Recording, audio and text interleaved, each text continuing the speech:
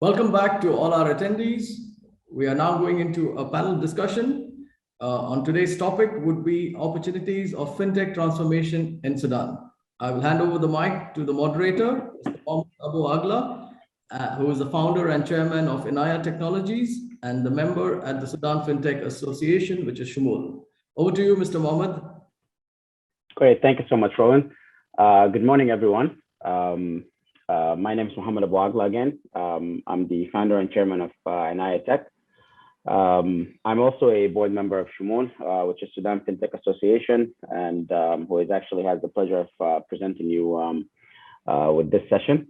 I'm going to be joined with a couple of colleagues a bit after the presentation. And the discussion that we have today will be between myself and Mr. Talha and Mr. Fawaz. They will introduce themselves more diligently in due time. The title for our presentation is basically Sudan Fintech Transformation, Challenges and Opportunities.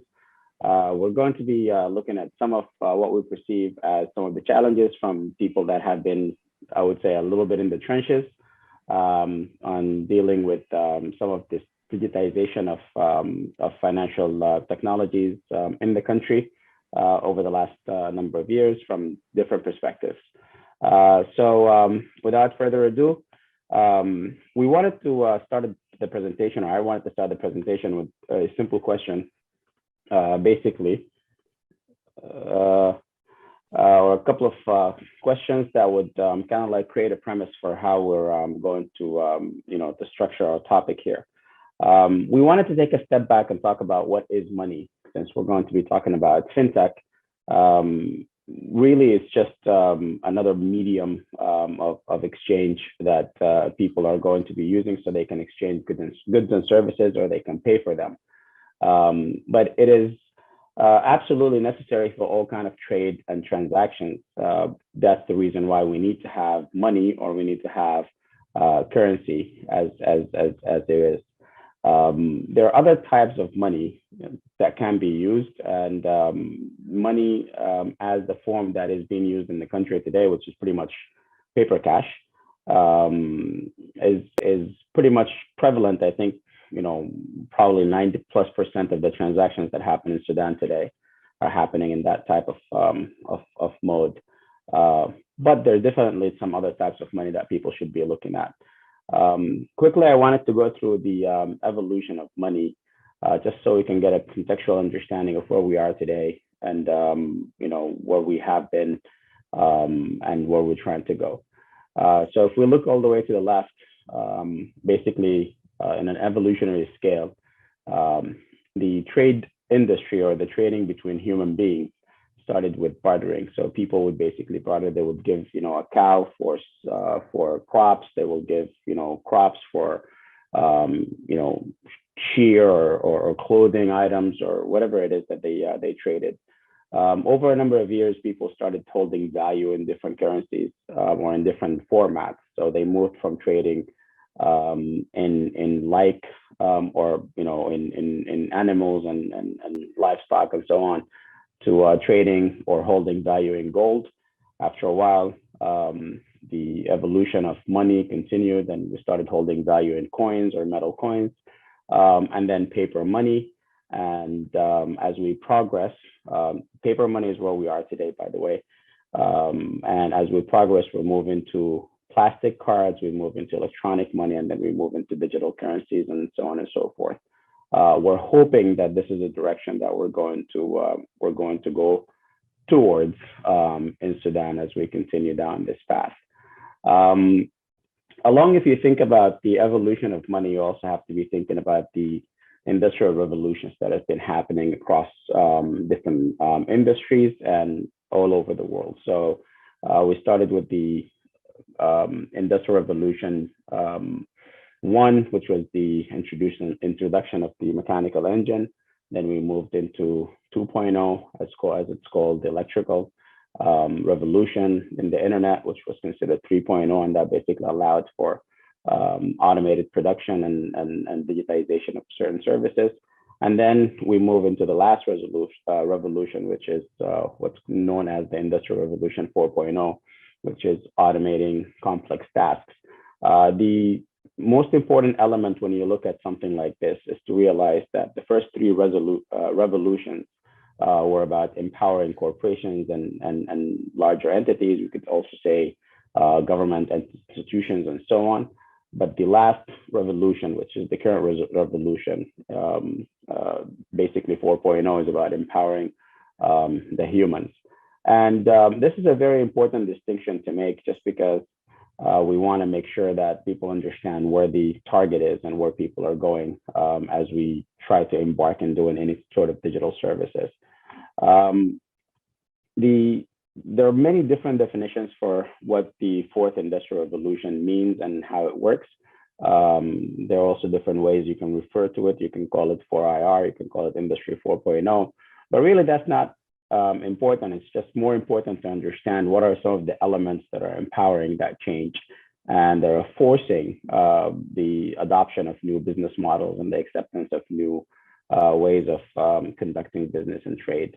So cloud computing is basically the foundational element. I'm just going to give you like a quick overview of why this is important, and it makes sense for us to consider as we're looking at transformation as a whole.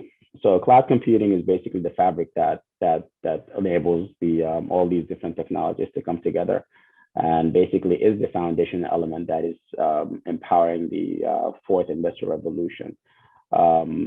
Along with that, you get technologies such as artificial intelligence, which is everyone is talking about how they can involve AI in all of their different types of businesses and different types of transactions.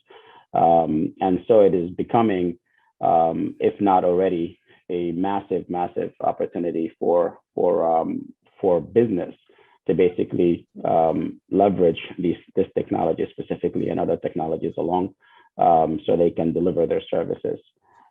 Similarly, machine learning is another way, where people can look at the different elements of the fourth industrial revolution, mixed reality, virtual reality, augmented reality, and so on and so forth. People are going to be looking at that. Internet of Things, sensor technology that is going to basically be all over the place is also another element of the fourth industrial revolution. Big data, as all these different technologies interact, they produce a lot of data. And therefore, this data provides basically opportunities for mining and intelligence-based decision making and so on and so forth. So that is also a very huge area of growth, of economic growth. In fact, there are discussions about data has overtaken oil as the number one basically source of growth and money and wealth. So and we can see that if we just look at the chart for the top companies in the world, you will see that they do not actually sell oil; they literally sell data. As long as these progressions continue to happen, it is inevitable that other fields are also going to continue to prosper, such as robotics and so on. But most importantly, the thing that we must realize about the fourth industrial revolution is that it's actually based on trust. And the reason I say that, it's because all these different elements that we've just talked about are all about trusting each other and all about, somebody basically doing trade and passing information back and forth without necessarily having to know the person that you're dealing with. And that is a massive change in how people perceive and deal with different transactions. Trust basically means security. And for me to trust something, I need to feel secure about it. And if we're going to be thinking about that, we also have to mention that it's predicted that in the near future, 100% of companies will become software companies. And what that basically means is that everything is going to be run by software. And if you start, thinking and looking deeply and investigating around different technologies or different industries, you will inevitably see that it is all a software-based, software-based components, software-based transactions is the way that things are moving. And since they're going to be running software, and the fourth industrial revolution is about trust, then really all new businesses basically is about running software securely. That's the foundational element here. Fintech is nothing more than software-based money at its core. With fintech, obviously, a whole host of different technologies can arrive. An example of fintech is digital currency as cryptocurrency, for example. A lot of people have confusion about how they define that and where they feel and what they feel about it, or how they feel about it. Obviously, it's because maybe of the volatility of it. It goes up and down. You have a lot of people that are naysayers. You have people that are supportive of it. You can't discount it, but you have to, you have to accept that it's just part of what's happening right now. I don't know if you can hear this, but basically, John Oliver here is saying that it is really cryptocurrencies are really all that you don't know about computer plus all that you don't know about money. Together, they give you that.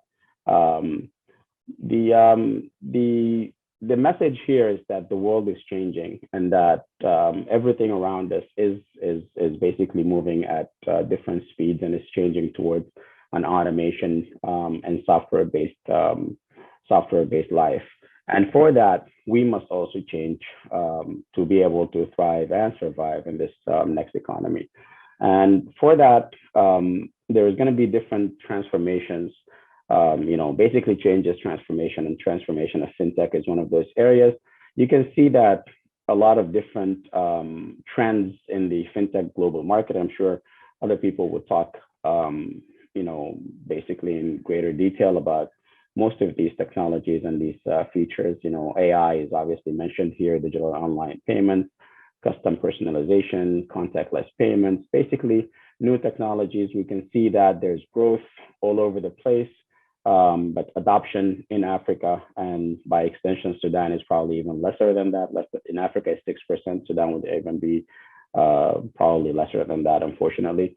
But it also means that there are just a lot of opportunities for growth and opportunities for making a difference. These are kind of services that when you're thinking about fintech, there are a lot of different services that the country and the world needs, but specifically in the context of Sudan, there are a lot more applications than what we see today. It's not just about, making payments for your bills and so on and so forth. There's so much that can be done that people need to be also considering and thinking about. There are many elements and categories that are defining the fintech experience. You have businesses, you have small businesses, you have direct-to-consumer banks, financial institutions, and so on and so forth. There are innovations that also are needed and are growing in the space that people can also look at. So we just wanted to make sure that, all these are changes. We're not just looking for paper money to move into digital currency, but we want to, or online payments and so on and so forth. But we wanted people to, to also have an appreciation and understanding for all the different elements that are happening. That way, when you actually step outside the country, you're going to be relevant and you can have a conversation that makes sense across the board. As you can see, there are many segments in the industry. We can look at services, we can look at technologies, geographies, and different service providers. Everybody can do different things.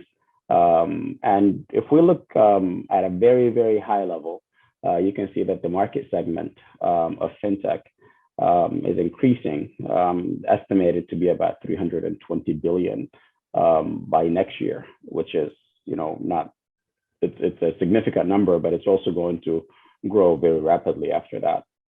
There are some leaders that you hear about today, along with the traditional players, but really, it's not banks that are leading that. It's really new companies that are coming with very much value added services. These are affiliated, some of them are affiliated with banks, some are not, but if you look, we can see PayPal is there, we can see InvestNet, we can see Ant, Tencent, obviously out of China, and Square are some of the key players in the industry. I just wanted to make sure that people got an appreciation for all these different complexities and technologies that people are, that the world is embarking through.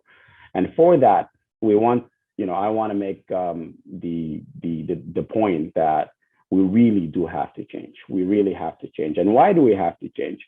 is because we can't solve today's problems with the same type of thinking in which we've created them. And that's not me, obviously, that's Einstein. But just because we've had, issues in Sudan for the last, number of decades, and pretty much didn't have access to a lot of these technologies, we don't want to start from the beginning. We want to start from where people have left off, and we just want to continue down that path. And I think that would make sense for a lot of people in the country. The message to take home is that transformation is cultural change, and for that, we need to make sure that we understand, as Peter Drucker says, culture eats strategy for breakfast. So it's no longer, it's not enough to just have like really good digital and financial strategies, but we really need to focus on creating a culture of change and a culture of accepting that change and a culture of supporting that change so it can grow and be accepted. I'll give you a quick example relevant to our discussion today about the cultural transformation that we have gone through. Maybe everyone on this call here has gone through an experience. In the 1990s, if you wanted to, to take transportation, you all got this warning: do not get into cars with strangers that you do not know. So, people that you don't know, they open, they stop for you to get in the car. You don't get in the car. That basically was the model that we've used. In the 2000s, as the internet started spreading, we were also getting this warning that says, do not talk to strangers on the internet, because these are people that you don't know. But today, you're going to get a stranger in a car from the internet is going to come and pick you up, and you're okay with that. In the cases of all these different ride-sharing platforms, Uber and the likes. So you're accepting a transaction that has a benefit to you for which you're probably paying in a digital way from someone that you have never met in your life, but there's some sort of trust that, you trust the platform basically, that is going to provide you the service that you need. That's a massive cultural shift just in, a few years. And for that, we need to be thinking alike that type of culture change has to exist. There are three ways to change a culture. And that's been an area that I've been working in for many, many years, basically various organizations in different industries. The first way is to basically change a culture through inspiration. The benefit of this is that it's long-term, it's persuasion-based, and it lasts, it gives you lasting results. The second way is to change the culture through information, which is something that you can do fairly midterm. It's a traditional way. And it gives you mixed results. Some people will believe, some people will not believe. And the final way is the intimidation way. It's very short term. It will give you very quick results though, because people are afraid and they're scared and they want to do it for that reason. But it's also easy to forget and has no real lasting value. The effectiveness level for each is, as you can see, it's 90% effective for the inspiration model of changing the culture. It's about 25% effective if you go with the informational way, and it's 10% or even less effective in an intimidation way. And that basically, something that we have to take into perspective as we come up with the different ways of trying to transform payments and enable fintech type of technologies into the country. There are 4 pillars, in my view, that require transformation in Sudan. If in the context of fintech, we need pillar number 1 needs to transform at the policy level. And again, what I mean by transformation, I mean enabling transformation through cultural change. So we need cultural change and cultural understanding and cultural adaptation at the policy level. They need to move in the direction of change. They need to move the policies in the direction of enablement of these new technologies. And these new ecosystems of payments. Obviously, there is pillar number 2, which basically is about the transformation in technology.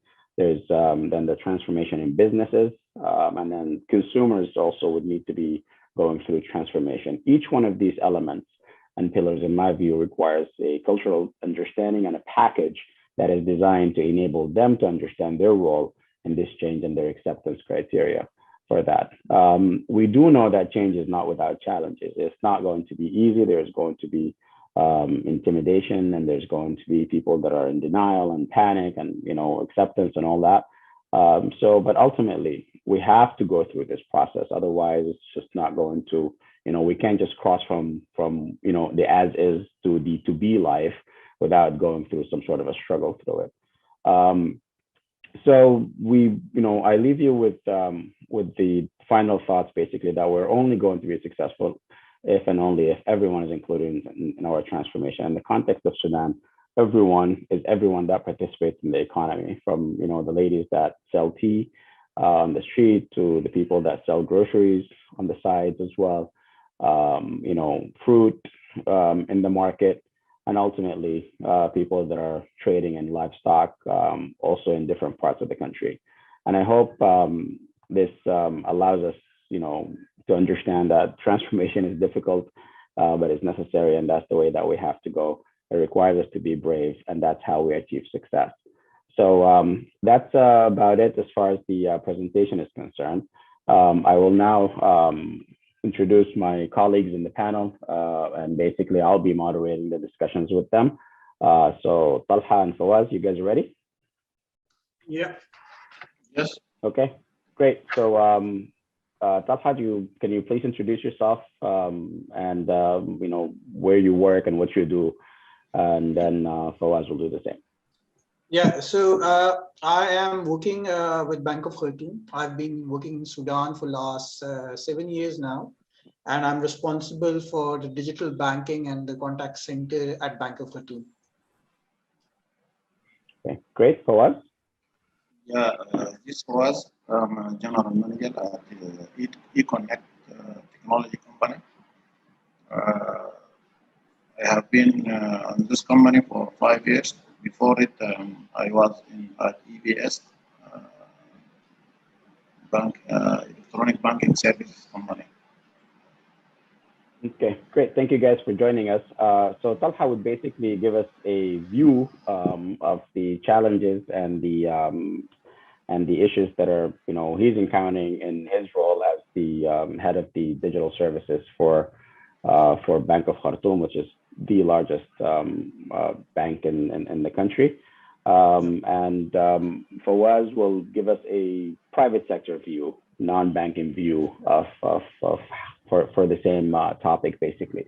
So we'll start with you, Talha. If you can quickly share with us some of the top concerns or challenges that you consider in the fintech market. Sure. So firstly, just to give you a background on what exactly is happening in Sudan right now. So Bank of Khartoum is a pretty old bank. It has a history of more than 100 years.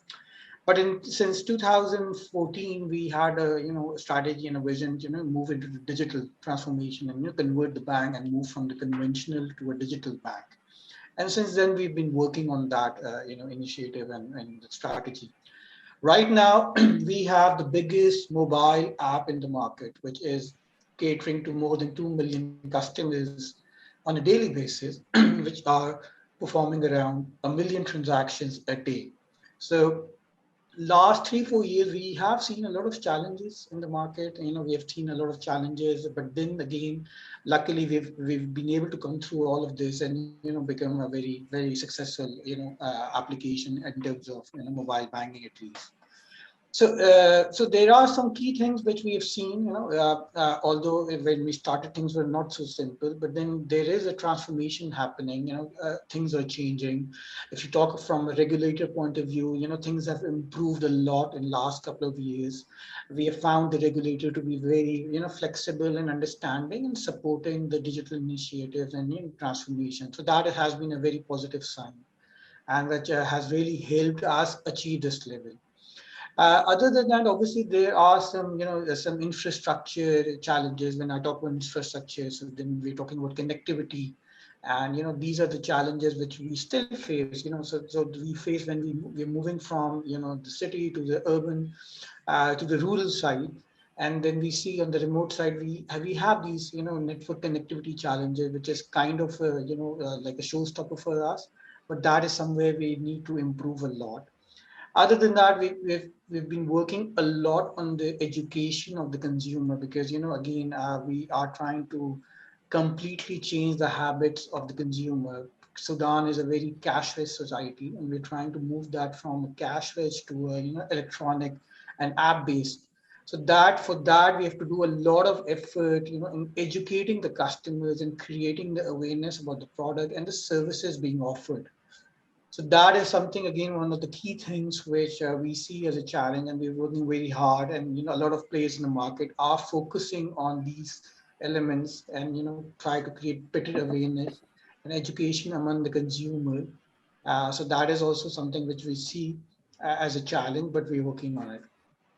Great. Thank you so much, Talha. Yeah. Fawaz, can you share some thoughts about the same question about the challenges as far as the fintech sector, maybe from your side of the aisle? Okay. First of all, I want to thank for this opportunity, and also I want to thank to mention that I'm a member of Achimul Association.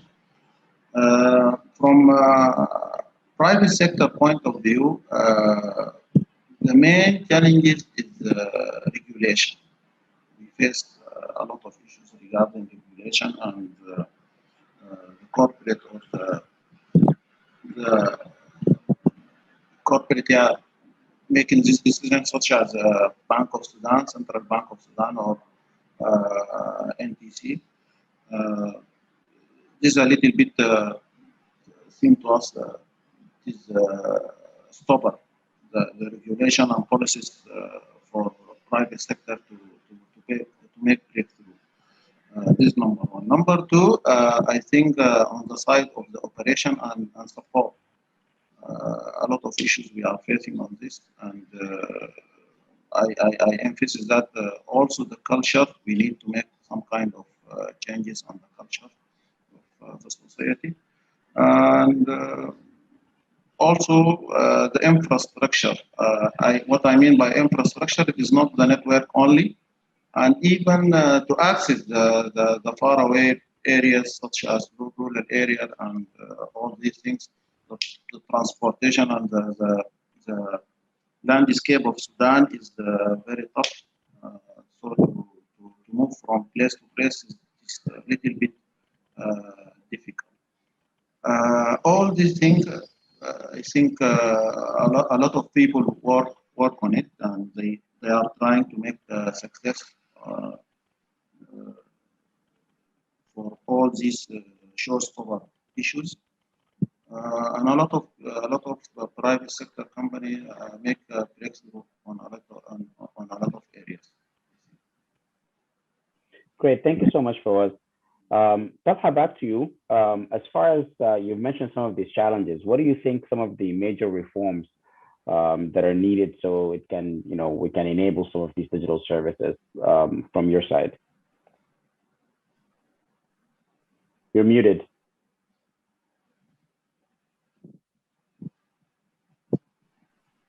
So I think one of the approach, which can work again for Sudan is, to having a more decentralized and like an open system.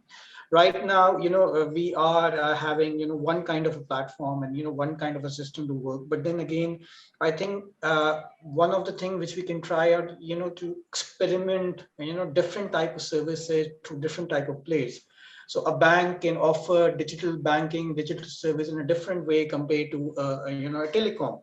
We've seen experiences from Pakistan, India, and Kenya where initially the central bank and the regulators, they allowed different kinds of models to flourish, where there was a 50-50 model between a bank and a telecom, and then there's a model where completely telecom is dominated, and then there's a model where banks alone can dominate.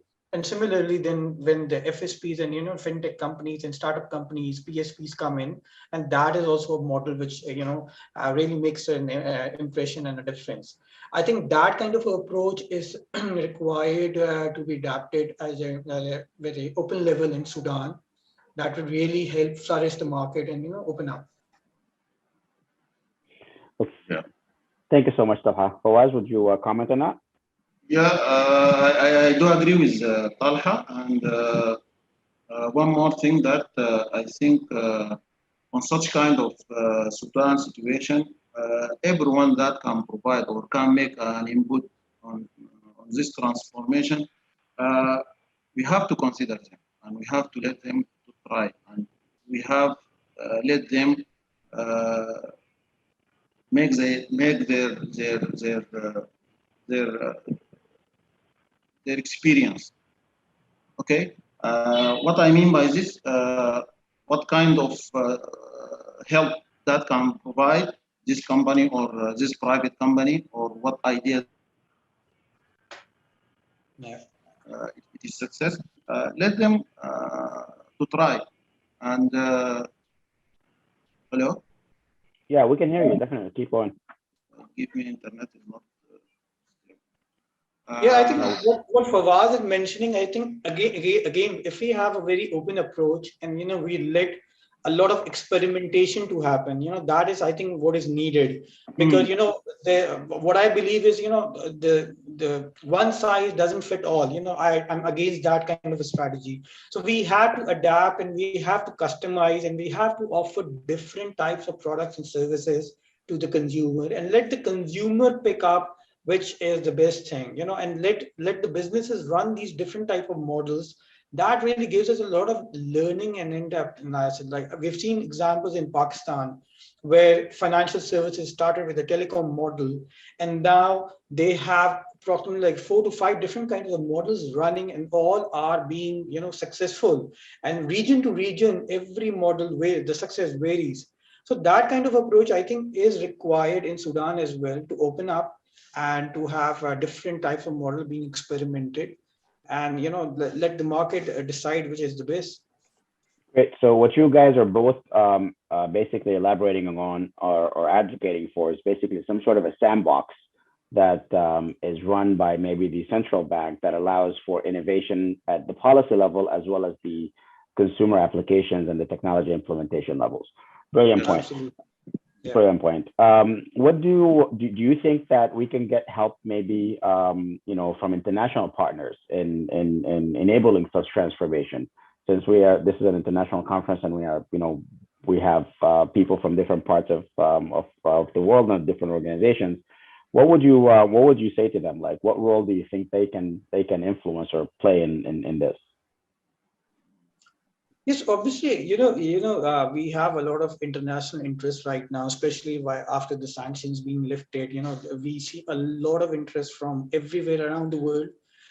Recently, obviously, you have seen the news where Visa and MasterCard have entered the market, and they're very keen to expanding operations and grow this market. So then again, when these players like Visa, Master, or even Uber or Careem, and these guys come into the market, they bring a lot of knowledge, and knowledge sharing can really help us over here. So that kind of experience would be very helpful. But then again, on the same thing, we have to see how these solutions can be customized to the need of the local market. Not everything working in the West, will work in Sudan or in Africa. So we have to see how that customization is done, so that we can really make the product work. So that if that customization and the personalization of the product is happening, that would really help, to grow.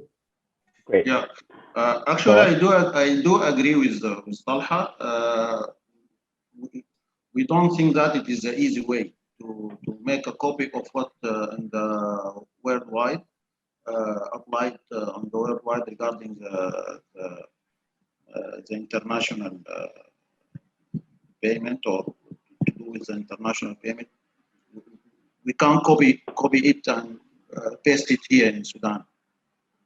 No, we have to study our situation. We have to reform our setup. I mean to have a setup for Sudan, because Sudan culture is not similar to any other countries. Also, I think we need some kind of education, financial education, authentic education on Sudan. Another thing, I think we need to be on the ground. What I mean to be on the ground, we have to access everyone, not everyone, the world, but to try to access everyone around Sudan, and to even on the rural area, especially for women, as mentioned, and fintech one one is the one role or one objective uh, to be intention for women. Uh, and another thing also, if we are going to, as Talha mentioned, visa and master introduce themselves in Sudan for issuing card. We have to have the other side. What about the Kenyan? What about the merchant? We have to work on this also. Provide this.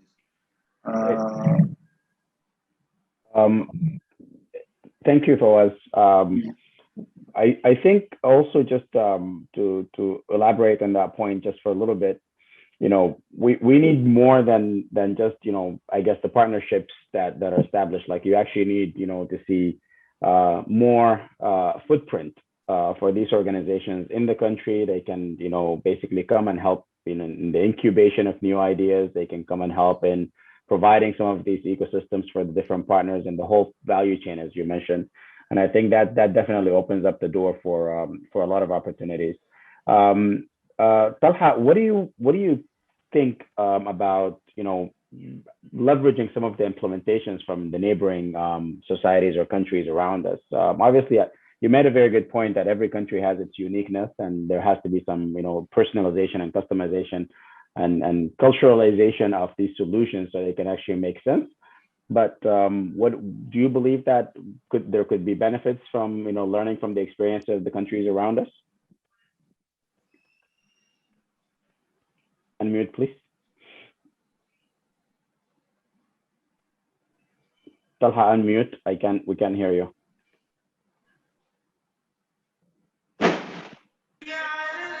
So we can absolutely, I agree. We can always learn. We are sitting in a place, we're surrounded by examples, whether you take from Egypt to Kenya to Tanzania to Uganda.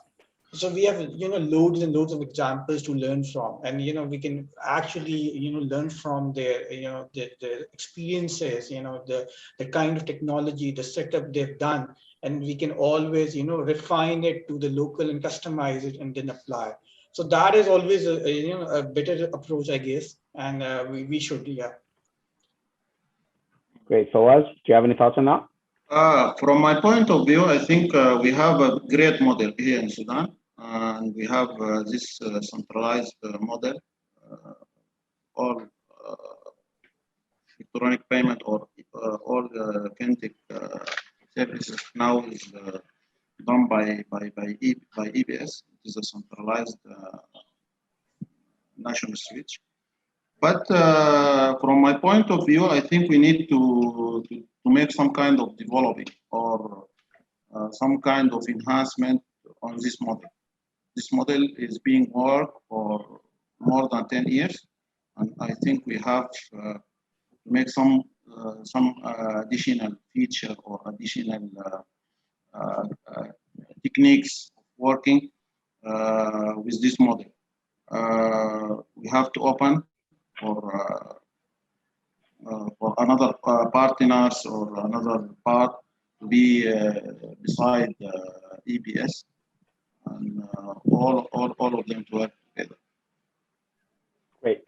And the final question that I have for you guys, because I think we're about to wrap up here.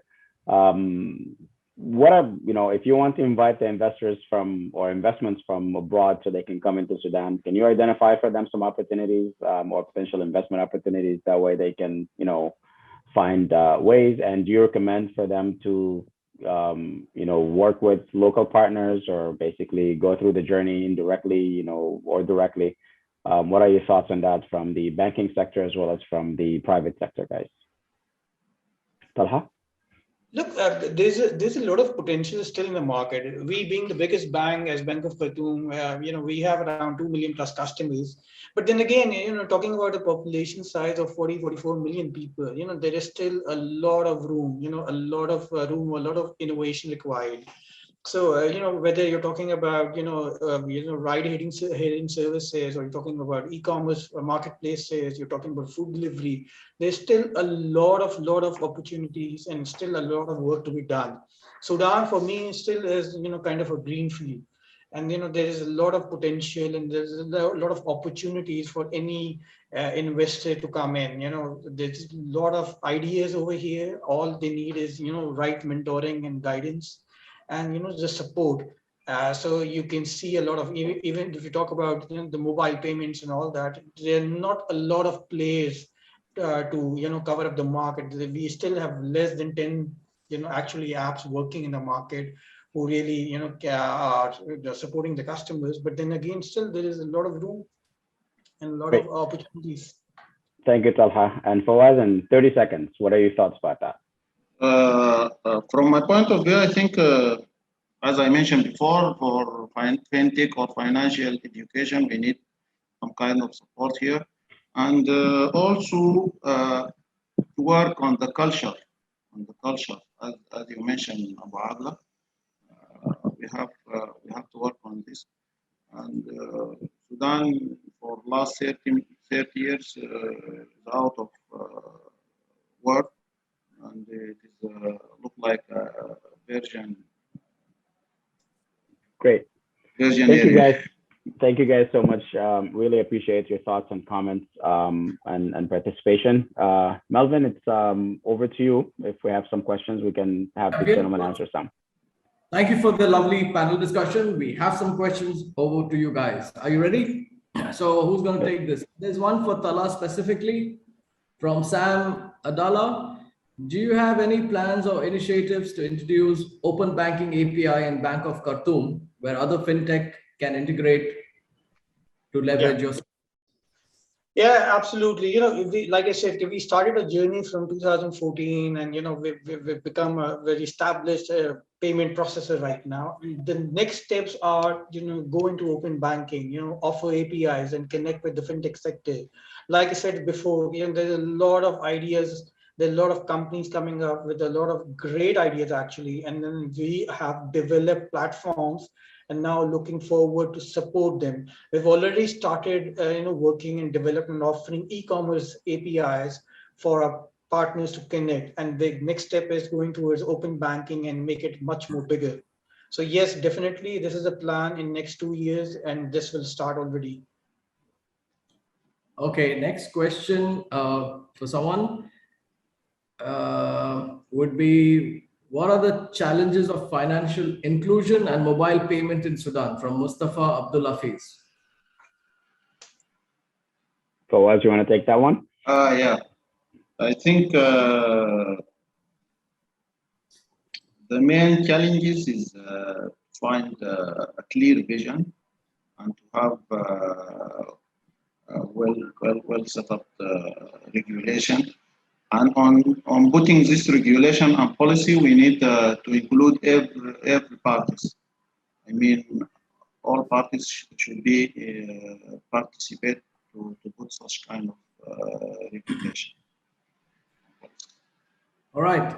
So with this, we hope to meet you guys in person next year, and hope to taste some. It's lunchtime here, so I'm assuming some good Sudanese food in Sudan. Yeah. Yeah, absolutely. Yeah. Right. Thank you very much. Thank you very much. Thank you, Melvin. Thank you, guys. Thank you. Thank you, everyone.